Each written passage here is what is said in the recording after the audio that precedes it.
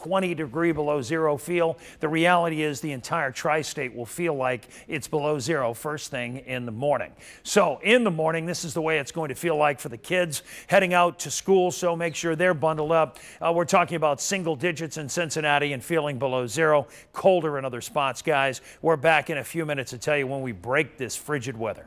All right, Steve, see you in a little bit. No, firefighters, they were busy this morning in below zero temperatures, and we know of at least 4 fires in Hamilton County just this morning. So we really wanted to know how firefighters prepare for the bitter temperatures outside in this weather. So now on your sides, Ashley Zilka stopped by the Cincinnati Fire Department for a look at what's done. Ashley? Tanya and Craig, firefighters have to keep themselves safe in the cold weather, but they also have to worry about their equipment long before this bad weather hits. A lot of that has to do with these fire hydrants. Crews check on hydrants like this one starting in November, and firefighters can thaw them out if need be. Like you just heard, it was a busy night for tri-state firefighters as they battled fires in the bitter cold. Cincinnati Fire Lieutenant William Fechner says his guy rely on extra clothing to keep them warm. You also find equipment like chains, cables, and salt in the trucks during the winter that are used for traction in bad weather. If firefighters expect to be outside for a longer period of time, they get help from organizations like the Red Cross and Cincinnati Metro. For incidents that are extended, they will rotate, and even in extreme cold weather, they'll bring Metro buses in and let guys get a break and then rotate them back in to the incident. Now, there are 500 gallons of water on each engine, but beyond that, firefighters really rely on these hydrants and that winter equipment. Those will be on each truck until April. Reporting live, Ashley Zilka, 9 on your side. All right, Ashley, hope they all stay safe out there for sure. Well, you know what? There's been a changing of the guard at the Cincinnati City Hall with a third of council replaced by voters. So how will this new body tackle growing jobs, poverty, and budget shortfall issues? Also, the heroin crisis. 9 on your side's Tom McKee was at the inauguration ceremony to find out. There's a new Cincinnati City Council on the job right now with 3 of the 9 members brand new. That gives Democrats 6 seats, Republicans 2 seats, and 1 independent. So what are the newcomers going to do to get the big things done? It was a full house in the Music Hall ballroom as the new council was sworn in. Tuesday was for ceremony. Now the real work begins for Greg Landsman, Tamaya Denard, and Jeff Pastor. They replaced Kevin Flynn, Yvette Simpson, and Charles Winburn. Landsman wants to make sure spending is in line to reduce poverty, increase wages, and improve the transit system. Well, I think the first thing we're going to have to do is make sure this budget works. We've got a big budget deficit, and we've got to make sure that we deal with the deficit without increasing taxes, which is on the table. Those goals are in line with newcomer Tamaya Denard as well, but she plans to take a decidedly studious approach. A lot for me is going to be looking at existing policy and existing laws and making sure that we're looking at them through the lens of, thinking about equity and disparity. Solving poverty was the #1 issue during the campaign for Jeff Pastor, but first he wants to get his feet firmly on the ground at City Hall. First, I think it's incumbent upon me to build coalitions and collaborate with my fellow council members, learn the area, be thoughtful about any motions that we're going to make, so that takes time. All this comes as Mayor John Cranley is proposing creating 50,000 new jobs by 2050, which he hopes would increase the city's population and cut poverty in half. They will say we can't build a city of love, hope, and opportunity. But I am lucky enough to be your mayor, and I say we can. The first meeting of this new body is Wednesday, January 10th. Tom McKee, 9 on your side at the Music Hall Ballroom. Tom, thank you. Tonight, Kentucky House Speaker Jeff Hoover remains in his leadership position, but someone else will preside over the House of Representatives. Hoover said in November that he would step down from his leadership role after acknowledging that he and 3 other lawmakers secretly settled a sexual harassment claim made by a staffer. Hoover granted David Osborne power to preside over the House, but that means Hoover is still the Speaker. The Legislative Ethics Commission is investigating the harassment claims and the settlement. So you fed up with potholes? Guess what? You're not the only one. Drivers in one part of Evendell have been waiting for a fix for years, they say. So we put 9 on your side's Ryan Houston on the case to figure out who's responsible. A tough morning. Firefighters raced to put out a car on fire on an interstate ramp. How everyone is doing tonight.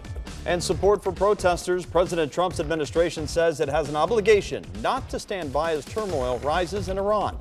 On World News Tonight, the president's comments and new details on unrest in the Middle East. Keep it here. You're watching 9 on your side at 6 o'clock.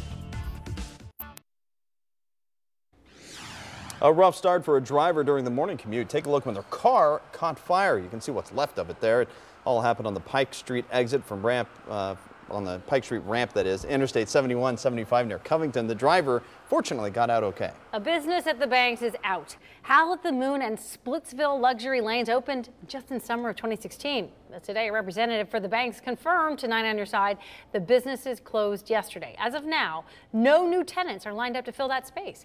It's the second business to fail in that particular spot since the Banks opened just 6 years ago. The first Democratic ticket for governor is assembled. State Senator Joe Schiavone picked Stephanie Dodd of the Columbus area to run with him. Dodd serves on Ohio's State Board of Education. Now, 2 Republican candidates have picked their running mates. Attorney General Mike DeWine will run with Secretary of State John Husted, and Congressman Jim Renacci is running with Cincinnati Councilwoman Amy Murray. Steve. Tanya, as we look at it, we've got a cold front coming in out of the northwest. It's going to reinforce this cold air. In fact, I think my monitor is not too crazy about it either. And as we look at it going into tomorrow, I got a chance for some snow. I'll show you the story on the timeline coming up. Next on 9 on Your Side, pesky potholes. One driver says it's been a problem in this neighborhood for years. What happened when our Ryan Houston started making phone calls? Next on 9 on Your Side at 6. An access road in Evendale full of potholes has been a headache for drivers. People who use the road say it's been that way for years. That is, until we put our own Ryan Houston on the case in a new segment that we call Houston, I Have a Problem. Anchor Ryan Houston is taking to the streets to take on your issues. Ryan. You know, Craig, employees who work in the area say they've blown tires and damaged their cars on the road. Some of the potholes we measured were as wide as the street. I'll just like jump in it so you can see how deep it is here. Army vet Jim Sayudo travels this road near the intersection of Glendale Milford Road and Reading Road weekly. He hates the bumpy road so much he emailed 9 on Your Side for help. And I've been coming here for 25 years and they've never done anything to the street once it was installed, and the potholes are just getting bigger and bigger and bigger and swallow up a truck now. We came out and walked the road with Jim, and it was just pothole after pothole after pothole.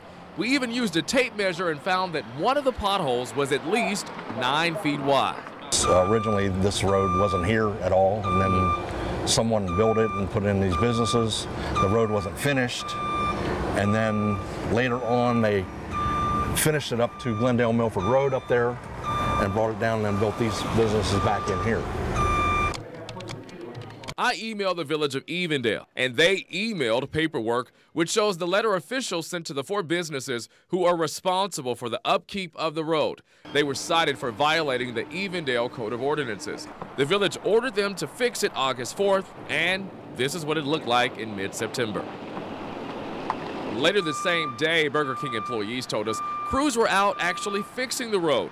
We went back out on September 14th, and the potholes were fixed. The regional manager of the Evendale office condos sent an email stating her business paid to have the potholes filled, and 3 out of the 4 businesses involved agreed to pay their fair share for the road.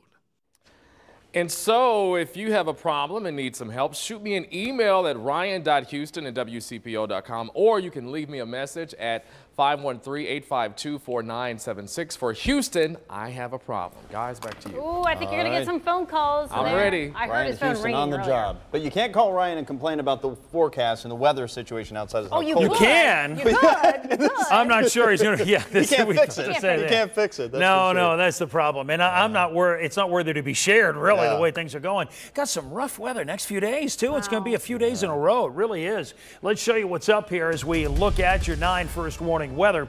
You know, after a frigid start, we've got more cold air today. You'll notice it's across the country for the most part, with the exception of Miami at 69, Phoenix, San Francisco. But for us, we're at 14 degrees here. And so it's time to keep a running tally as to where we stand. This is day 8 of temperatures under 32 degrees. So we're talking about completely freezing conditions for the last 8 days. And as you'll see momentarily, we're going to stretch that out for the rest of the week. as well. So looking at things going into tonight, we talked about how temperatures will drop into the single digits. We'll have clear skies. We'll wake up with clear skies. And as we look at future view, we only get a few clouds early on in the morning. But by the afternoon, there's going to be a cold front that gets in here, and it'll start affecting us even by noon, 1 o'clock in southeast Indiana. There's the blue representing the snow, and watch how it starts scattering around the tri-state in the afternoon and for the ride home. But scattering, spotty for the afternoon. Some folks won't see a flake tomorrow. Some may see a few or even a quick snow shower.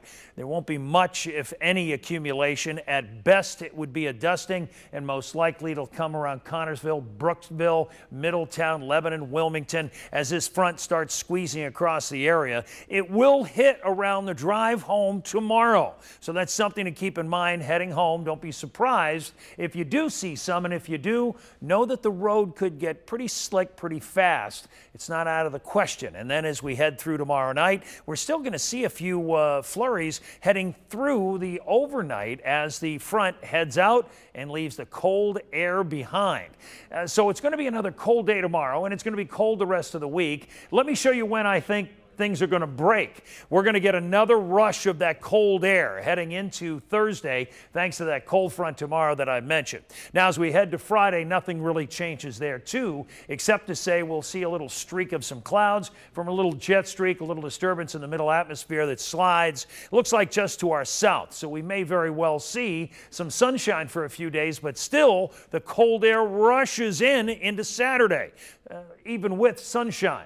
Now, Sunday's a change of pace. Watch what happens. The winds start shifting, and we start seeing winds coming out of the west-southwest. And not only that, because of the temperatures climbing, instead of talking about snow, we could be talking about rain or maybe a mix early into Monday as the little system rolls through here early on Monday morning. So it really won't be until Sunday where we break this very cold air.